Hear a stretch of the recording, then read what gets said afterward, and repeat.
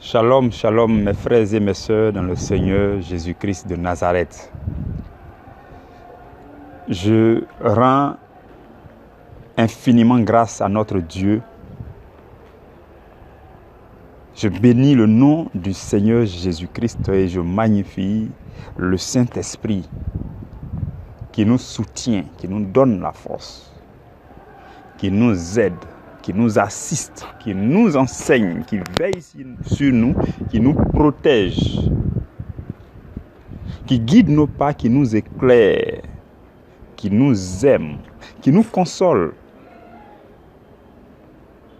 Je bénis la Trinité Sainte, Dieu le Père, Dieu le Fils, Dieu le Saint-Esprit. Parce que l'amour de Dieu pour nous est infini et il nous aime au-delà de tout ce que nous pouvons penser de lui. Nous voici encore rassemblés aujourd'hui, toujours dans le cadre de notre émission Ton pain de la première heure. Et cette semaine, nous sommes en train de parler de la prière de louange et d'adoration. Nous sommes au dernier jour de cet enseignement. Et le texte que nous avons à méditer vient du livre de l'Apocalypse. Apocalypse chapitre 5, à partir du verset 1. Nous allons lire ensemble. Nous allons lire calmement. Et je requiers votre attention pour que nous puissions tous assimiler la parole de Dieu que je vais lire. Apocalypse chapitre 5, versets 1 à 14. Puis je vis dans la main droite de celui qui était assis sur le trône un livre écrit en dedans et en dehors, scellé de 7 sceaux. Et je vis un ange puissant qui criait d'une voix forte: qui est digne d'ouvrir le livre et d'en rompre les sceaux? Et personne dans le ciel, ni sur la terre, ni sous la terre, ne put ouvrir le livre, ni le regarder. Je pleurais beaucoup de ce que personne ne fut trouvé digne d'ouvrir le livre ni de le regarder. Et l'un des vieillards me dit: ne pleure point. Voici le lion de la tribu de Juda, le rejeton de David, a vaincu pour ouvrir le livre et ses 7 sceaux. Et je vis au milieu du trône et des 4 êtres vivants, et au milieu des vieillards, un agneau qui était là comme immolé. Il avait 7 cornes et 7 yeux, qui sont les 7 esprits de Dieu envoyés par toute la terre. Il vint et il prit le livre de la main droite de celui qui était assis sur le trône. Quand il eut pris le livre, les 4 êtres vivants et les 24 vieillards se prosternaient devant l'agneau, tenant chacun une harpe et des coupes d'or remplies de parfums, qui sont les prières des saints. Et ils chantaient un cantique nouveau en disant: tu es digne de prendre le livre et d'en ouvrir les sceaux, car tu as été immolé et tu as racheté pour Dieu par ton sang des hommes de toute tribu, de toute langue, de tout peuple et de toute nation. Tu as fait d'eux un royaume et des sacrificateurs pour notre Dieu. Et ils régneront sur la terre. Je regardai et j'entendis la voix de beaucoup d'anges autour du trône et des êtres vivants et des vieillards, et leur nombre était des myriades de myriades et des milliers de milliers. Ils disaient d'une voix forte: l'agneau qui a été immolé est digne de recevoir la puissance, la richesse, la sagesse, la force, l'honneur, la gloire et la louange. Et toutes les créatures qui sont dans le ciel, sur la terre, sous la terre, sur la mer, et tout ce qui s'y trouve, je les entendis qui disaient: à celui qui est assis sur le trône et à l'agneau soit la louange, l'honneur, la gloire et la force au siècle des siècles. Et les 4 êtres vivants disaient: Amen. Et les vieillards se prosternaient et adoraient. Parole du Seigneur. Nous rendons grâce à Dieu. Frères et sœurs dans le Seigneur, l'apôtre Jean, le disciple bien-aimé, qui est celui-là même qui a vécu le plus longtemps parmi les apôtres de Jésus, va se retrouver dans l'île de Patmos dans sa vieillesse. Il était en exil à Patmos. Et voilà que le Seigneur Jésus va se révéler à lui pour qu'il écrive l'Apocalypse ou encore le livre des Révélations. Dans les 3 premiers chapitres du livre, le Seigneur Jésus a adressé des lettres à 7 églises. Et ensuite, à partir du chapitre 4, nous allons voir comment est-ce que le culte d'adoration est donné à Dieu dans le ciel. Si vous lisez le chapitre 4, vous allez voir que c'est toujours un culte d'adoration, tout comme dans le chapitre 5, mais c'était un culte qui était rendu à Dieu seul. Et à partir du chapitre 5, le culte d'adoration qui est rendu n'est pas rendu à Dieu seul cette fois-ci, mais à Dieu et à l'agneau immolé. Parce qu'au début de ce chapitre, l'apôtre Jean dit qu'il a vu dans le ciel que celui qui était assis sur le trône et à qui on a rendu le culte d'adoration dans le chapitre 5 là, celui-là tenait dans sa main droite un livre qui était écrit en dedans et en dehors. Dans la culture juive en leur temps, c'était des rouleaux, les titres de propriété. C'est-à-dire que quand tu es propriétaire terrien, les titres de propriété, c'est un document, un rouleau de documents. Et dans ce rouleau-là, on écrit en dedans et en dehors. En dehors, en général, c'est les grandes lignes. Et en dedans, c'est les détails. Et c'est un type de document de ce genre que Jean a vu dans la main droite de Dieu qui était assis sur son trône. C'est comme si c'était le titre de propriété de toute la terre. C'est comme si c'est celui-là à qui sera donnée la propriété de toute la terre là, qui peut prendre ce livre. Celui-là qui peut mériter de posséder toute la terre. Celui-là qui peut mériter d'être propriétaire de toute la terre. C'est celui-là qui pouvait prendre un tel document. Et la Bible dit que Jean était en train de pleurer beaucoup parce que personne n'a été trouvé digne, ni dans le ciel, ni sur la terre, ni dans les eaux, ni nulle part ailleurs. Personne n'a été trouvé digne de mériter de s'avancer pour prendre ce livre, même pas pour le regarder. Et Jean commençait à pleurer. Il dit, mais qu'est-ce que nous allons devenir? Qu'est-ce qui va se passer? Personne n'arrive à se rendre digne, à faire ce qu'il faut faire pour prendre ce livre. Il y a un ange, il y a un vieillard qui va le consoler. Il va dire, non, ne pleure pas, parce que le lion de la tribu de Juda, celui-là qu'on appelle le lion de la tribu de Juda, l'alpha et l'oméga, il a souffert, il a payé le prix, son sang a coulé. Il a racheté par son sang les hommes de toute tribu, de toute nation. En fait, il les a rachetés, il est devenu propriétaire de tout le monde. Il est devenu celui-là qui est le seul qui peut aller posséder, qui peut aller prendre le document, ce titre de propriété. Il est le seul qui est devenu propriétaire de toute l'humanité.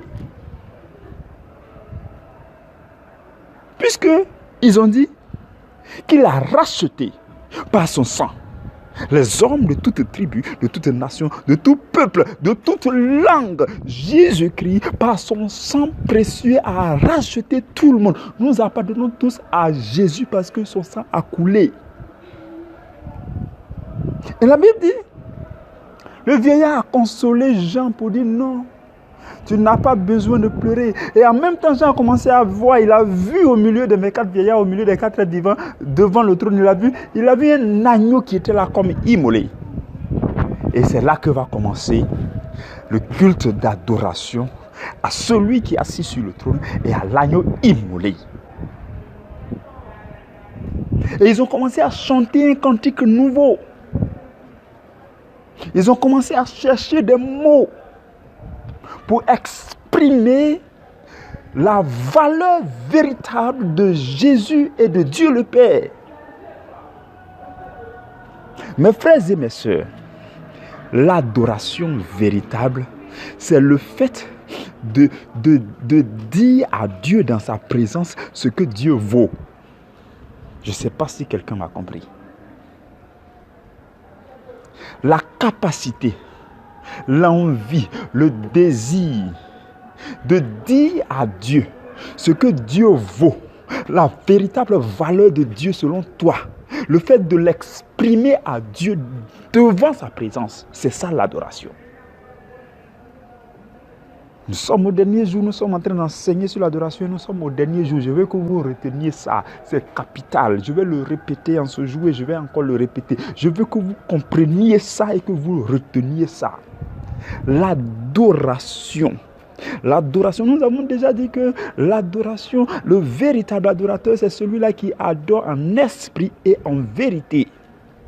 Et aujourd'hui, je vous dis encore que le fait d'adorer véritablement Dieu, c'est le fait de dire à Dieu avec les mots justes, les mots qu'il faut, les mots adéquats, les mots bien choisis. C'est le fait de dire à Dieu ce que Dieu vaut, la valeur de Dieu, exprimer la valeur de Dieu.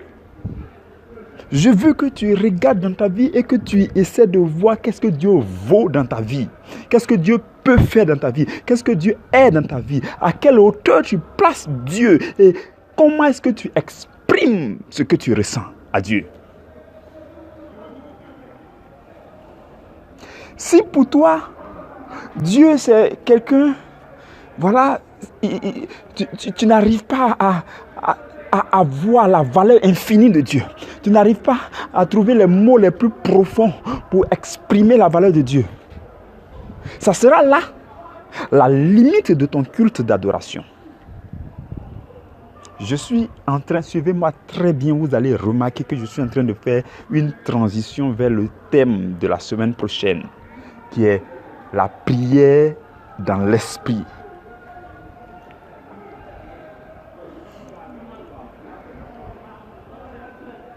Adorer Dieu véritablement, c'est réussir à exprimer ce que votre cœur ressent pour Dieu. Réussir à traduire en mots, en expression. Réussir à exprimer de façon verbale à Dieu, dans sa présence, ce que Dieu vaut pour vous, ce que Dieu est pour vous, ce dont Dieu est capable pour vous, ce que Dieu peut faire dans votre vie. Réussir à l'exprimer à Dieu avec le cœur. C'est ça, l'adoration. Et vous allez remarquer que dans le chapitre que nous venons de lire, les gens ont commencé, et la Bible dit que c'est tous les êtres vivants, tout ce qui vit sur la terre, sous la terre, dans les eaux, partout, tout ce qui vit, tous les êtres vivants. Et la Bible dit leur nombre était des myriades et des myriades, des milliers et des milliers. Et c'est tous ceux-là qui ont commencé à adorer Dieu et à chanter un cantique nouveau et à dire à celui qui est assis sur le trône et à l'agneau immolé, soit la louange, la gloire, l'honneur, la sagesse, la puissance, la souveraineté, l'élévation. Ils ont cherché tous les mots, tous les bons mots, tous les mots les plus profonds pour exprimer ce que Dieu vaut. Quand vous regardez, c'est les mots les plus lourds qu'ils ont choisis. Les mots qui sortaient de leur cœur. Je suis convaincu que, en réalité, l'apôtre Jean n'a pas pu trouver les mots dans notre langue, dans la langue humaine. Il n'a pas pu trouver les mots pour mieux exprimer cela. Je suis convaincu que c'était plus profond, c'était plus fort que les mots que l'apôtre Jean a pu trouver pour écrire. Je suis sûr que l'apôtre Jean était peiné quand il fallait trouver des mots pour traduire ce qu'il a vu, ce qu'il a entendu. Je suis convaincu que l'apôtre Jean a fouillé dans tout le vocabulaire de la langue hébreu. Il a fouillé dans tout le vocabulaire de leur langue en ce temps-là pour exprimer, pour écrire ce qu'il avait entendu ce jour, mais il n'en a pas trouvé. Ce qu'il a pu trouver, c'est les mots du genre louange, honneur, sagesse, puissance, souveraineté, élévation. Je suis convaincu que malgré tout cela, l'apôtre Jean est resté sur sa soif parce qu'il n'a pas pu exprimer ce qu'il a vu et entendu ce jour. Parce que c'était la véritable adoration. C'était l'expression la plus profonde de la valeur de Dieu. Et la valeur de Dieu, c'est l'infinie divinité. C'est l'infiniment grand. C'est le très haut, l'infiniment élevé. Et pour exprimer cette valeur de Dieu, ça doit sortir du cœur de celui qui l'exprime.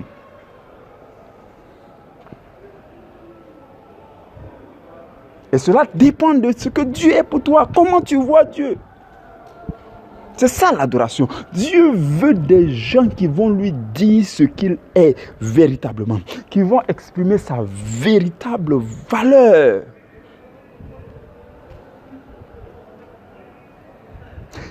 Mes frères et mes sœurs,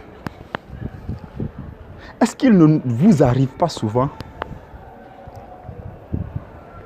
de vouloir exprimer ce que votre cœur veut exprimer, mais vous ne trouvez pas les mots en français pour le dire? Vous ressentez dans votre cœur quelque chose de plus fort. C'est très fort, c'est très lourd, c'est très profond, mais vous ne pouvez pas l'exprimer. Ce jour-là, tous les êtres vivants se sont exprimés. Ils ont reconnu la valeur de Dieu. Ils ont reconnu la valeur de Jésus-Christ de Nazareth. Et ils l'ont exprimé dans un cantique nouveau.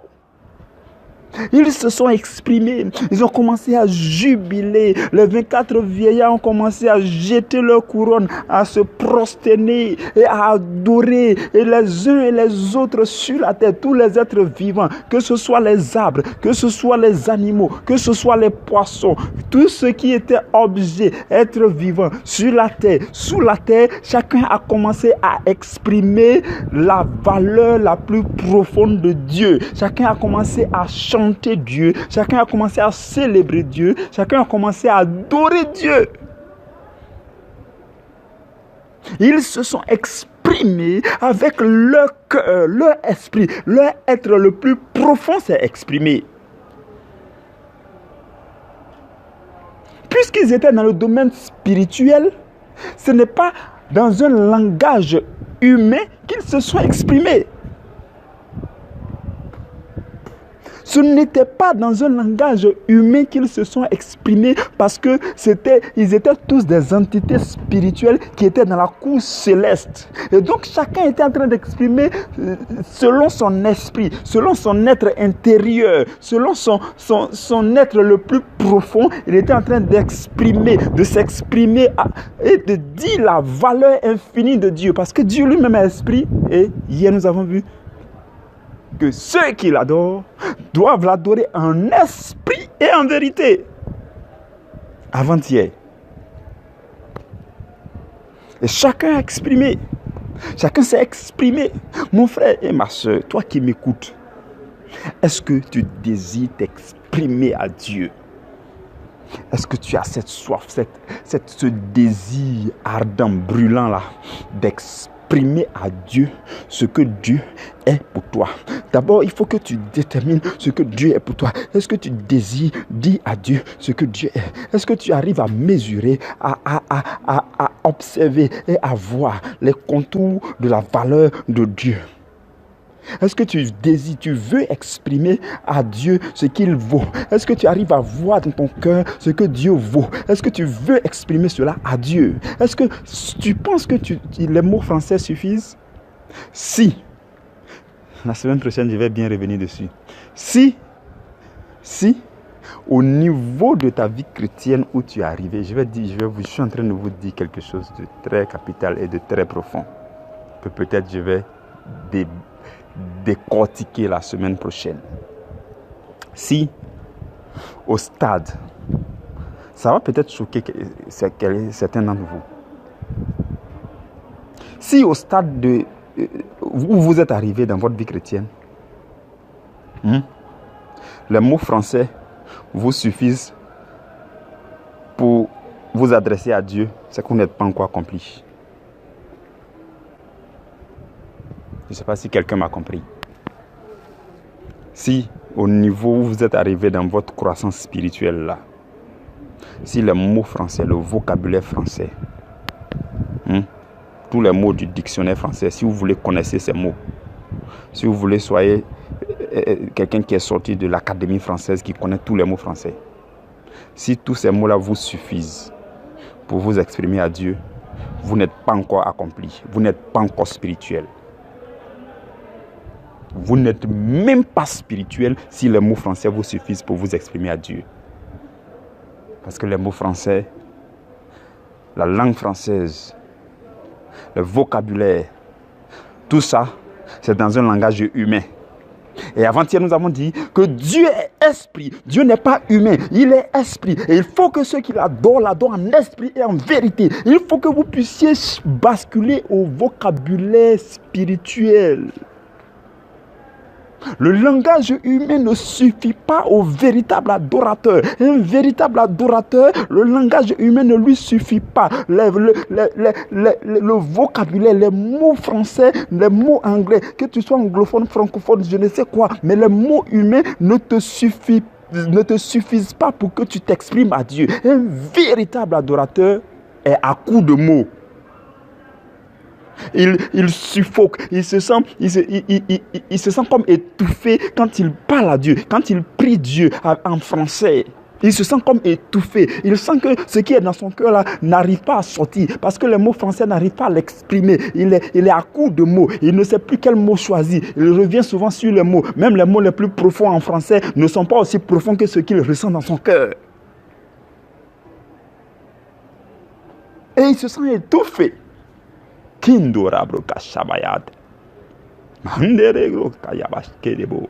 Pandarazizo karota tindere keshidaba. Mes frères et mes sœurs, quand vous allez comprendre ce que je suis en train de vous dire, votre prochaine prière, vous allez parler en langue. Je pense qu'on va s'arrêter là aujourd'hui. Si on s'arrête là aujourd'hui, ça sera plus intéressant la semaine prochaine. On va s'arrêter là aujourd'hui pour que ça soit beaucoup plus intéressant la semaine prochaine. Mais retenez ce que je viens de dire. Réfléchissez-y durant le week-end. Méditez ce que je viens de dire durant le week-end. Et lundi, nous allons en parler plus en détail. Je le répète, j'ai dit. Si, toi qui m'écoutes, le vocabulaire français te suffit, le langage français, le langage humain, les mots français te suffisent pour que tu t'exprimes à ton Dieu, à ton Créateur, pour que tu puisses traduire, exprimer la valeur de ton Dieu, tu n'es pas encore devenu chrétien spirituel.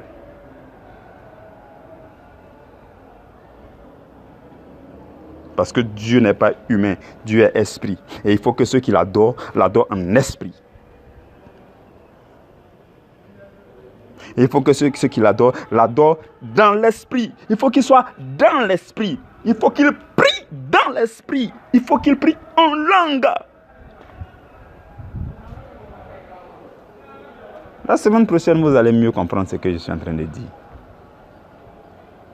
Et vous allez comprendre que vous-même, quand vous priez là, et que vous cherchez les mots français pour exprimer à Dieu là, vous-même, vous savez que vous êtes gêné. Vous savez que vous êtes peiné. Vous savez que vous fournissez des efforts. Vous savez que ça vous gêne. Vous savez que vous n'exprimez pas ce qui est dans votre cœur. L'amour que vous ressentez pour Dieu dans votre cœur. Ce que vous ressentez pour Dieu. La valeur de Dieu que vous voyez avec les yeux de votre cœur là. Ce n'est pas ce que vous exprimez avec votre bouche. Non. Parce que c'est des mots français. Et ce qu'il faut pour que votre cœur se déploie, pour que votre cœur puisse être à l'aise et s'exprimer, pour que ce que vous ressentez dans votre cœur sorte, c'est des mots en langue. C'est le langage spirituel qu'il vous faut. Et nous allons en parler. Ce sera très, très, très intéressant la semaine prochaine. Je voudrais que si toi, parmi nous, tu ne parles pas encore en langue, si tu ne t'exprimes pas à Dieu selon l'esprit, si tu continues de fouiller dans le dictionnaire, dans ta mémoire, pour prendre les mots français, pour parler à Dieu qui est infiniment grand, infiniment élevé, tu mets Dieu au niveau de la langue humaine, au niveau des pauvres vocabulaires. La langue française même, elle est tellement pauvre que la langue anglaise, et encore plus même la langue anglaise même, elle est encore humaine. Et toutes les langues humaines ne peuvent pas exprimer la valeur de Dieu. Voilà pourquoi le chrétien véritable qui devient spirituel est obligé à un moment donné de basculer. Il est obligé de sortir de lui-même. Il est obligé de s'exprimer, de jaillir en langue. C'est ça le parler en langue. Nous allons bien parler de ça la semaine prochaine. Donc le parler en langue, la prière dans l'esprit, nous allons faire la différence, toutes ces différences entre ces choses-là. Qu'est-ce que c'est que la prière dans l'esprit? Qu'est-ce que c'est que le parler en langue? La prière en langue, tout ça. Nous allons voir aussi l'importance du parler en langue, de la prière en langue. Nous allons voir son impact dans le domaine spirituel. Nous allons voir l'efficacité de la prière en langue. Et nous allons voir aussi ce qui vous empêche de prier en langue. Vous allez me dire ça, ce n'est pas moi qui vais vous le dire, c'est vous qui allez me dire ce qui vous empêche de prier Dieu en langue. Là, vous allez me dire. Je sais que certains vont me dire qu'ils ont honte de leurs voisins. Ils trouvent que c'est du charabia. D'autres vont me dire c'est des choses bizarres qu'on raconte. D'autres vont me dire ils ne croient pas en ça. D'autres vont me dire ils se sentent gênés. D'autres vont me dire ça leur fait bizarre de dire des mots comme ça. À tous ceux qui vont me dire ça, ils ne sont pas encore devenus chrétiens. Et la semaine prochaine, ils vont devenir chrétiens. Ils vont devenir spirituels. Ils vont devenir des gens qui sont alignés avec Dieu, qui peuvent se faire comprendre par Dieu, qui arrivent maintenant à s'exprimer. Et leur expression va être comprise, entendue par Dieu dans le monde spirituel. C'est ça. Et la semaine prochaine, vous allez le voir. Nous allons en parler bien dans les détails.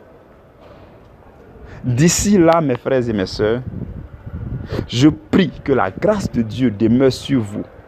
Que la paix de Jésus-Christ soit avec vous. Que sa main, sa miséricorde, sa pitié soit avec vous. Qu'il vous garde, qu'il vous préserve, qu'il déploie ses anges afin de vous envelopper de leurs ailes si doux. Que le Saint-Esprit vous environne, que le feu ardent du Saint-Esprit soit autour de vous, autour de vos enfants, de vos frères, de vos soeurs, de tous ceux qui vous sont chers. Que Dieu vous garde. Et à tous ceux-là qui sont dans une situation où ils désirent ardemment que ce soit débloqué, je prie maintenant que ça se débloque.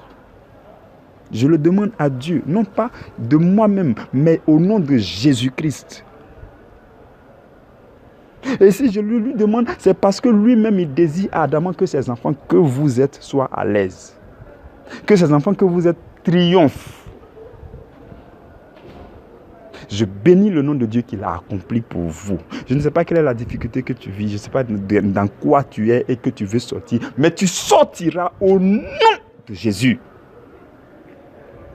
Une année nouvelle s'annonce et je déclare que c'est une année de triomphe, une année d'envol. Tu prendras ton envol, que tu le veuilles ou pas. Tu vas te retrouver dans des endroits, à des bons endroits et au bon moment. Tu vas recevoir de Dieu ce qu'il te faut pour que tu prennes ton envol. Parce qu'on en a marre de crouler sous le poids de Satan et de ses œuvres. Non, cela suffit. Ça va, c'est bon. On n'en veut plus. On a vécu toute notre vie dans le péché. On a vécu toute notre vie sous le joug. Voilà que maintenant, l'onction pour briser le joug est en train de nous être communiquée au fur et à mesure qu'on médite la parole de Dieu, qu'on tombe amoureux de la parole de Dieu, qu'on devient passionnant de la parole de Dieu.